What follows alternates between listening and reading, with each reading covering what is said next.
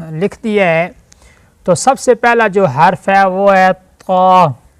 اب اس کا مخرج ادائیگی سیکھنی ہے کہ یہ کہاں سے ادا ہوتا ہے۔ طا کا مخرج یعنی ادائیگی وہی ہے جو تا دال کی تھی۔ تو طا کا جو مخرج ہے جہاں سے یہ ادا ہوتا ہے، اس کا مخرج وہی ہے جو ہم نے پیچھے تا اور دال کا سیکھا تھا۔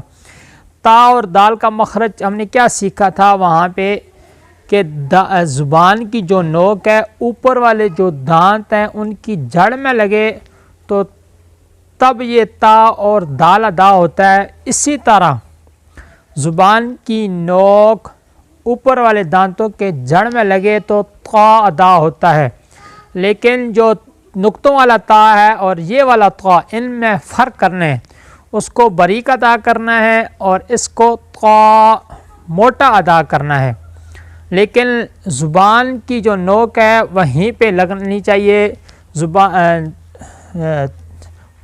دانتوں کی جڑ میں۔ اور دوسرا جو حرف ہے یہاں پہ وا، اس کی ادائیگی کیا ہے؟ وا کی ادائیگی وہی ہے جو سا زال کی تھی۔ سا زال کی ادائیگی ہم نے کیا کی ہے کہ زبان کی نوک اوپر والے دانتوں کے کنارے سے سرے کے ساتھ جو نا زبان کی نوک لگے تو تب یہ سا زال ادا ہوتا ہے۔